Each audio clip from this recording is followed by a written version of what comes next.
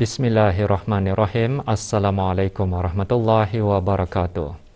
Ke bawah Duli Yang Maha Mulia Paduka Seri Baginda Sultan Haji Hassan Al-Bolkiah Muizzuddin Wad Daulah Ibni Almarhum Sultan Haji Umar Ali Saifuddin Sa'dul Khairiwaddin, Sultan dan Yang di-Pertuan Negara Brunei Darussalam selaku pengerusi ASEAN bagi tahun 2021 bertitah tahun ini merupakan tonggak sejarah hubungan dengan Republik Rakyat China bagi menandakan ulang tahun ke-30 hubungan dialog ASEAN-China dan juga ulang tahun ke-30 jalinan hubungan diplomatik antara negara Brunei Darussalam dan Republik Rakyat China. Ke bawah Duli Yang Maha Mulia menggariskan demikian dalam titah khas menerusi video rakaman semasa majlis pembukaan 18K Expo di Nanning, Republik Rakyat China.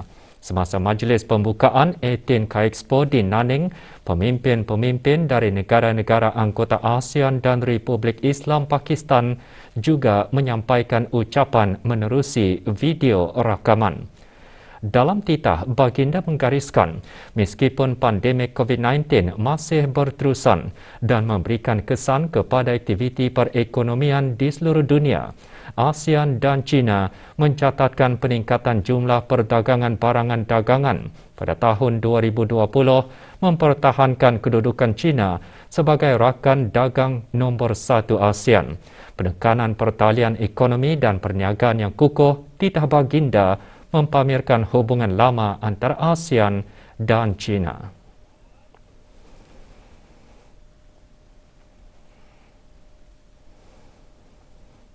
In this light, the theme of this year's Expo, Advancing Quality Belt and Road Initiative, BRI, Cooperation, Promoting Sustainable Development, is appropriate and timely. The BRI is a significant initiative that will enhance regional connectivity to bring us closer together. It also presents opportunities for us to enhance cooperation in many areas, including through sub-regional forums such as BIM-IAGA, which will further contribute to the growth of our economies. Ke bawah Duli Yang Maha Mulia Paduka Seri Baginda Sultan dan Yang di-Pertuan Negara Brunei Darussalam bertitah 18 tahun semenjak ianya diperkenalkan, K-Expo terus menjadi platform penting untuk mempromosi perdagangan, pelaburan, pelancongan dan mengukuhkan hubungan ekonomi antara ASEAN dan China. Sebelum mengakhiri titah, Baginda berkeyakinan acara-acara seperti ini dapat terus menjadikan China sebuah destinasi yang menarik bagi pengeksportan produk-produk ASEAN dan membantu meningkatkan hubungan perdagangan dan mengekalkan posisi China sebagai rakan dagang nombor 1 ASEAN. K-Expo yang ke-18 tahun ini diadakan dari 10 hingga 13 September 2021. Tema Expo pada tahun ini ialah Advancing Quality Belt and Road Initiative BRI, Cooperation, Promoting Sustainable Development. K-Expo telah mewujudkan platform pertukaran yang cekap dan pragmatik bagi China dan negara-negara ASEAN untuk bekerjasama dalam beberapa bidang tertentu yang berdasarkan kepada keutamaan pembangunan yang strategik menerusi persidangan dan forum peringkat yang tinggi. Sepanjang 17 tahun yang lalu, lebih daripada 200 forum dan persidangan peringkat tinggi telah diadakan secara sampingan, membincangkan pelbagai bidang penting dalam strategi pembangunan China dan negara-negara ASEAN.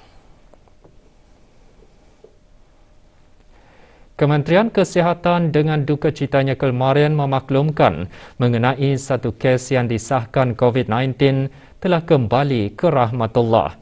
Yang berhormat Datuk Seri Setia Dr. Haji Awang Muhammad Isham bin Haji Jaafar, Menteri Kesihatan, menyatakan perkara tersebut semasa sidang media situasi terkini jangkitan COVID-19. Sidang media diadakan di Dewan Al-Afiah, Kementerian Kesihatan. Kes tersebut ialah seorang lelaki berumur 79 tahun yang merupakan kes 2864. Kes ini telah mengalami masalah jangkitan paru-paru yang teruk setelah dijangkiti COVID-19. Sehubungan dengan ini, demi menjaga confidentiality dan menghormati privasi keluarga kes ini, Kementerian Kesihatan tidak akan mengongsikan butiran peribadi kes. Orang ramai juga dipohonkan untuk sama-sama menghormati dan tidak menyebarkan maklumat-maklumat berkaitan dengan kes tersebut. Di kesempatan ini, saya mewakili warga Kementerian Kesihatan dan keseluruhan rakyat negara Brunei Darussalam mengucapkan takziah kepada keluarga kes berkenaan. Semoga roh Allahyarham dicucuri rahmat dan ditempatkan bersama-sama para salihin. Sementara itu, 63 kes baharu jangkitan COVID-19 disahkan kemarin di negara Brunei Darussalam yang membawa jumlah keseluruhan kes di negara ini meningkat kepada 3,894 kes. Terdapat 24 tambahan kes-kes baru pada 10 kluster aktif yang sedia ada. Kes-kes dalam kluster aktif ini adalah mereka yang sedang menjalani kuarantin setelah didapati mempunyai kontak dengan beberapa kes positif sebelumnya. Sementara itu, 39 kes masih dalam siasatan bagi mengenal pasti sumber jangkitan. Pengesanan kontak bagi semua kes-kes baru ini masih giat dijalankan. Semua kontak terdekat yang dikenal pasti akan diarahkan untuk menjalani kuarantin mandatory dan ujian RT-PCR SARS-CoV-2. Dalam pada itu, 105 kes telah disahkan sembuh pada hari ini. Jumlah ini termasuk 35 kes positif dalam kategori 1 yang telah membuat pengasingan diri selama 14 hari di rumah masing-masing. Kesemua kes telah melakukan ujian swab ulangan pada hari ke-12 dan disahkan telah sembuh. Oleh itu, jumlah kes yang sembuh di negara Brunei Darussalam meningkat kepada sebanyak 2,418 kes. Manakala jumlah kes aktif ialah sebanyak 1,454 kes. Di kalangan kes-kes aktif tersebut, 9 kes adalah dalam keadaan kritikal, yang mana 8 daripadanya memerlukan bantuan mesin pernafasan atau artificial ventilation, manakala 1 kes masih memerlukan bantuan mesin tambahan heart-lung machine ataupun ECMO. Sementara itu, 32 kes lain yang dikategorikan dalam kategori 4 sekarang ditempatkan di unit rawatan intensif bagi pemantauan rapi. Pada 9 September 2021, Alhamdulillah, 1 kes lagi telah selamat melahirkan seorang anak damit lelaki melalui pembedahan yang mana kedua-dua ibu dan anak adalah dalam keadaan yang baik. Dalam tempoh 24 jam yang lalu, sebanyak 4,461 sampel telah diuji bagi virus SARS-CoV-2 yang membawa jumlah keseluruhan ujian makmal dijalankan sejak Januari 2020 kepada 269,041 ujian. Semasa sidang media itu juga, Menteri Kesihatan menjelaskan setakat ini jumlah pemberian vaksinasi COVID-19 di negara Brunei Darussalam adalah sebanyak 371,204 dos. Ini bermakna 52% penduduk negara Brunei Darussalam telah menerima sekurang-kurangnya 1 dos vaksin COVID-19, di mana 29.8% dari penduduk negara ini telah menerima suntikan vaksin COVID-19 yang lengkap. Daripada jumlah tersebut, sejumlah 36,470 orang warga emas ataupun 80.7% telah menerima sekurang-kurangnya 1 dos vaksin, dengan 19,603 orang warga emas ataupun 43.4% telah menerima suntikan vaksin COVID-19 yang lengkap. Manakala setakat ini jumlah suntikan vaksin di kalangan ibu-ibu mengandung adalah sebanyak 2,478 orang, iaitu 70% ibu mengandung telah menerima sekurang-kurangnya 1 dos vaksin. Sementara itu, seramai 1,873 ibu-ibu yang menyusukan anak damit telah menerima sekurang-kurangnya 1 dos vaksin COVID-19. Ibu-ibu mengandung mempunyai risiko yang lebih tinggi untuk dijangkiti COVID-19 dan mendapat komplikasi akibat COVID-19 berbanding dengan wanita yang tidak mengandung. Oleh itu, ibu-ibu mengandung adalah sangat digalakkan untuk hadir ke klinik kesihatan ibu untuk membuat perjanjian suntikan vaksinasi ataupun boleh terus hadir ke pusat-pusat suntikan di semua daerah bagi mendapatkan vaksin COVID-19. Pesakit COVID-19 yang sembuh selepas menerima rawatan di unit rawatan intensif akan mendapat kesan daripada COVID-19 dalam tempoh beberapa minggu atau bulan. Menteri Kesihatan menjelaskan pesakit COVID-19 yang mengalami kerosakan paru-paru mungkin akan mengalami batuk, susah bernafas, kelemahan otot atau masalah buah pinggang. Bagaimanapun, ianya tertakluk kepada pemulihan paru-paru pesakit dan kesan sampingan tersebut mungkin akan mengambil masa yang lama untuk pulih. Bagi pesakit yang mengalami masalah buah pinggang, perlunya dialisis dilakukan dan ada sebahagiannya akan berterusan seumur hidup.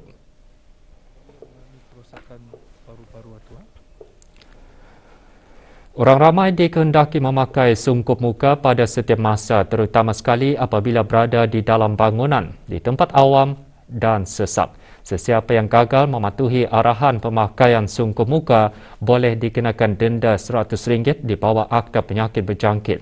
Kita ikuti promo ini.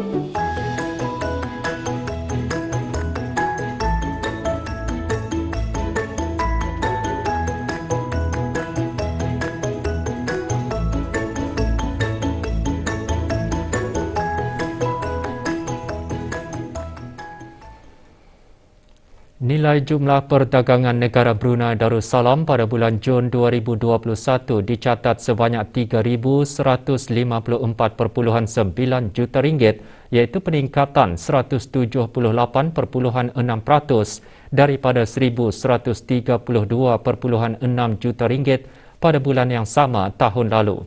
Manakala bagi perubahan bulan ke bulan, jumlah perdagangan bagi bulan Jun 2021 meningkat sebanyak 70.5% berbanding dengan bulan Mei 2021. Jabatan Perancangan Ekonomi dan Statistik Kementerian Kewangan dan Ekonomi dalam siaran medianya menjelaskan jumlah ekspor meningkat sebanyak 145.8% tahun ke tahun kepada RM1,320.7 juta berbanding tahun lalu. Ini terutamanya disebabkan oleh peningkatan ekspor bahan api galian dan juga ekspor kimia. Dari segi komoditi mengikut seksyen bahan api galian merupakan penyumbang utama kepada ekspor negara Brunei Darussalam, diikuti dengan kimia dan jentera dan kelengkapan pengangkutan. Manakala pasaran ekspor utama pada bulan Jun 2021 adalah Singapura 27.4%, diikuti Republik Rakyat China dan Jepun. Bagi input pula, jumlah nilai menunjukkan peningkatan kepada RM1,834.2 juta pada bulan Jun 2021 berbanding tahun lalu.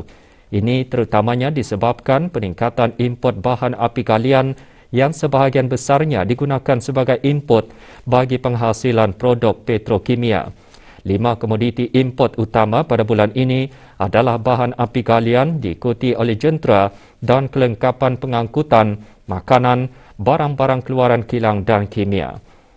Manakala sumbangan terbesar mengikut rakan dagangan ialah Arab Saudi, diikuti Rusia dan Malaysia. Sementara itu, peratus tertinggi mengikut mod pengangkutan adalah mod pengangkutan laut, diikuti oleh pengangkutan udara dan melalui darat. Laporan penuh INTS bagi bulan Jun 2021 boleh didapati melalui laman sesawang JEPS di www.deps.gov.bn.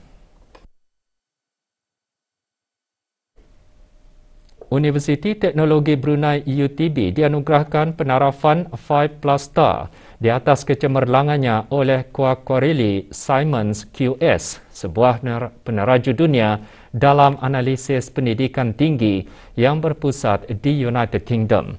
Ia adalah buat pertama kali dalam sejarah UTB, sekaligus meletakkannya antara 15 universiti di dunia dan satu-satunya universiti di Asia Tenggara yang menerima anugerah QS 5+ star yang berprestij.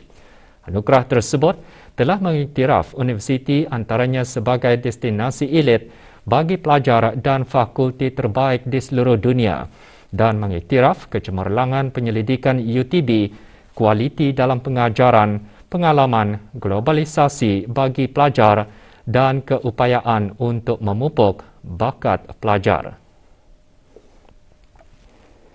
Ini menunjukkan UTB dapat setanding dengan universiti-universiti berprestij di seluruh dunia dan petunjuk yang jelas mengenai kemampuan UTB untuk memanfaatkan kekuatannya sebagai institusi yang berkaliber global.